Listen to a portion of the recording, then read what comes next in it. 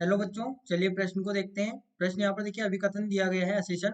Beryllium sulphate एवं magnesium sulphate जल में अविलेय होते हैं और कारण दिया गया है कि बेरिलियम 2+ एवं मैग्नीशियम 2+ की जलयोजन एंथैल्पियां कम होती है। विकल्प अ दिया गया है, ए और आर दोनों सत्य और आर एक ही सही व्याख्या है। विकल्प ब दिया गया है, ए और आर दोनों सत्य है लेकिन आर एक ही सही व्याख्या नहीं है।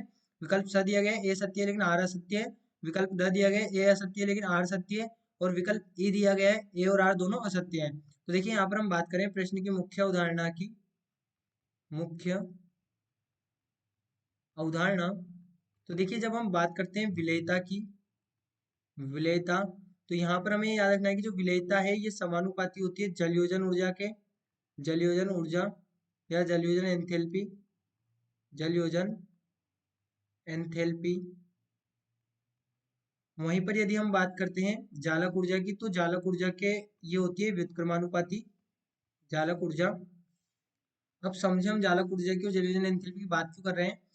तो यहाँ पर हम केस के हिसाब से देखें, केस फर्स्ट हमारे पास में क्या होगा, जब आर प्लस और आर माइनस लगभग बराबर होंगे। आर प्लस आर माइनस क्या हो, जैसे बेरिलियम 2+ है इसमें SO4 2- होगा। तो ये यहाँ पर जब इनके आकार लगभग बराबर होंगे तब जालक ऊर्जा, जालक ऊर्जा प्रभावी होगी। वहीं पर केस सेकंड की बात करें, तो केस सेकंड में क्या होगा, जब आर प्लस यहाँ पर या तो बड़ा हो आर माइनस से या फिर आर माइनस बड़ा हो आर प्लस से, तो उस केस में क्या होगा, जलयोजन ऊर्जा प्रभावी होगी। जलयोजन ऊर्जा प्रभावी होगी। अब देखिए हम प्रश्न को समझें। सबसे पहले हमें यहाँ पर हम बात करें बेरिलियम सल्फेट और अगला हमें दिया गया है मैग्नीशियम सल्फेट। उसके बाद में देखिए अब यहाँ पर क्या है कि जो बेरियम सल्फेट है और जो मैग्नीशियम सल्फेट है, इनमें जो आर, यहाँ पर आर प्लस है ये बहुत छोटा है आर नेगेटिव से। इसी प्रकार से यहाँ पर मैग्नीशियम में भी आर प्लस जो है वो छोटा है किससे, आर नेगेटिव से। अब यहाँ पर क्या होगा, यहाँ पर जो जलयोजन ऊर्जा है वो प्रभावी होगी। जलयोजन ऊर्जा, जलयोजन ऊर्जा प्रभावी होगी। और जलयोजन ऊर्जा यदि यहाँ पर प्रभावी है तो देखिए जो जलयोजन ऊर्जा यहाँ पर हम लिख सकते हैं, जलयोजन ऊर्जा ये व्युत्क्रमानुपाती होती है आयनों के आकार के। आयनों का, आयनों का आकार।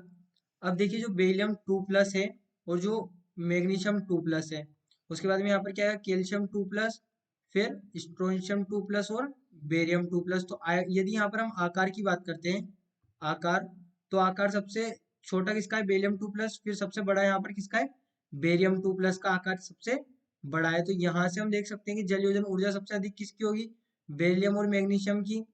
जलयोजन ऊर्जा अधिक, जलयोजन ऊर्जा अधिक। तो यहाँ से ये हमें समझ में आता है कि जो बेरिलियम सल्फेट है और जो मैग्नीशियम सल्फेट है, जलयोजन ऊर्जा के हिसाब से भी देखें तो भी यहाँ पर ये जलयोजन ऊर्जा इनकी क्या है, अधिक है। और जलयोजन ऊर्जा प्रभावी भी है। अभी जो फैक्टर हम बात कर रहे हैं जिस फैक्टर की, उस फैक्टर में जलयोजन ऊर्जा प्रभावी भी है। और बेरिलियम 2+ और मैग्नीशियम 2+ की जलयोजन ऊर्जा अधिक भी होती है आयनों के छोटे आकार के कारण। तो ये जो होंगे, हमने क्या कहा, जलयोजन ऊर्जा किसके समानुपाती है, विलेयता के, यानी कि इनकी विलेयता उच्च होती है। विलेयता उच्च होती है। यानी कि यहाँ पर देखिए जो अभिकथन दिया गया है बेरिलियम सल्फेट और मैग्नीशियम सल्फेट जल में अविलेय है, तो ये तो गलत हो गया। वहीं पे दिया गया बेरिलियम 2+ और मैग्नीशियम 2+ की जलयोजन एंथैल्पियां कम होती है, तो कम नहीं होती, अधिक होती है, यानी कि ये भी गलत हो गया। यानी कि विकल्प ई हमारा सही होगा, ए और आर दोनों असत्य है। तो बच्चों आशा करते हैं आपको प्रश्न समझ आया होगा। धन्यवाद।